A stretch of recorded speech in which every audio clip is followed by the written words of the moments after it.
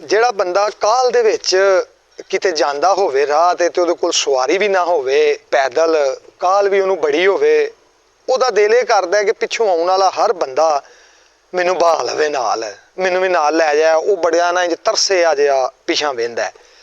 ਇਹ ਹਾਲ ਸਾਡਾ ਪਾਕਿਸਤਾਨੀਆਂ ਦਾ ਹੋਏ ਆਵੇ ਕਿ ਕੋਈ ਹੁਕਮਰਾਨ ਆਉਂਦਾ, ਕੋਈ ਜਰਨਲ ਆਉਂਦਾ, ਕੋਈ ਵੱਡਾ ਜੱਜ ਆਉਂਦਾ, ਅਸੀਂ ਸਾਰੇ ਪਿਛਾਂ ਪਰਤ ਕੇ ਵਹਿੰਦੇ ਹਾਂ ਕਿ ਅੱਲਾ ਕਰੇ ਸਾਨੂੰ ਵੀ ਇਹ ਨਾਲ ਲੈ ਜਾਵੇ। ਜਿਵੇਂ ਕੋਈ ਹੁਕਮਰਾਨ ਆਇਆ ਤੇ ਆਵਾਮ ਸਾਰੀ ਦਾ ਹੀ ਜ਼ੇਨ ਸੀ ਕਿ ਅੱਲਾ ਕਰੇ ਇਹ ਠੀਕ ਨਿਕਲੇ।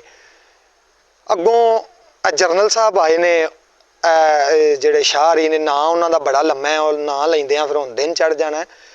ਉਹਨਾਂ ਤੇ ਲੋਕਾਂ ਨੂੰ ਬੜੀਆਂ ਆਸਾਂ ਉਮੀਦਾਂ ਸਨ ਕਿ ਇੱਕ ਤੇ ਸੈਯਦ ਬਾਦਸ਼ਾਹ ਨੇ, ਦੂਸਰਾ ਹਾਫਿਜ਼ ਕੁਰਾਨ ਵੀ ਨੇ, ਇਹਨਾਂ ਦੇ ਸੀਨੇ 'ਚ ਕੁਰਾਨ ਹੈ ਤੇ ਹੋ ਸਕਦਾ ਇਹ ਵੀ ਕੋਈ ਸਾਡੀ ਦਾਦਰਸੀ ਕਰਨ।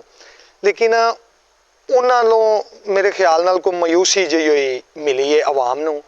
ਹੁਣ ਅੱਲਾ ਨੇ ਚਾਹਿਆ ਤੇ ਆਏ ਨੇ ਜਨਾਬ ਕਾਜ਼ੀ ਫੈਜ਼ ਈਸਾ ਸਾਹਿਬ, ਔਰ ਮੇਰਾ ਸਲਾਮ ਹੈ ਕਾਜ਼ੀ ਫੈਜ਼ ਈਸਾ ਸਾਹਿਬ ਨੂੰ ਕਿ ਜਿਨ੍ਹਾਂ ਨੇ ਨਾ ਹੀ ਗਾਰਡ ਆਫ ਆਨਰ ਲਿਆ, ਨਾ ਹੀ ਸਰਕਾਰੀ BMW ਗੱਡੀ ਲਈ ਹੈ, ਬਲਕਿ ਜਿਹੜੀ ਕੋਈ ਪੁਲਿਸ ਦੀ ਸਿਕਿਉਰਿਟੀ ਮਾਮੂਰ ਸੀ ਉਹਨਾਂ ਲਈ, ਉਹਨਾਂ ਨੇ ਉਸ ਸਿਕਿਉਰਿਟੀ ਨੂੰ ਵੀ ਆਖਿਆ ਕਿ ਤੁਸੀਂ ਆਵਾਮ ਦਾ ਧਿਆਨ ਰੱਖੋ, ਆਵਾਮ ਨੂੰ ਇੱਜ਼ਤ ਦਿਓ। ਉਹਨਾਂ ਵਾਸਤੇ ਇੱਕ ਦੋ ਗੱਲਾਂ ਨੇ ਕਿ ਇੱਕ ਤੇ ਕਾਜ਼ੀ ਨੇ, ਦੂਸਰਾ ਉਹ ਕਾਜ਼ੀ ਦੇ ਮਨਸਬ ਤੇ ਫਾਇਜ਼ ਹੋਏ ਨੇ, ਕਾਜ਼ੀ ਫੈਜ਼ ਈਸਾ, ਕਿ ਕਾਜ਼ੀ ਮਨਸਬ ਤੇ ਫੈਜ਼ ਹੋ ਗਿਆ। ਤੇ ਹੁਣ ਮਜ਼ਾ ਇੰਜ ਹੈ ਕਿ ਕਾਜ਼ੀ ਸਾਹਿਬ ਹਜ਼ਰਤ ਈਸਾ ਵਾਂਗੂ ਮਜ਼ਲੂਮਾਂ ਦਾ ਸਾਥ ਦੇਣ।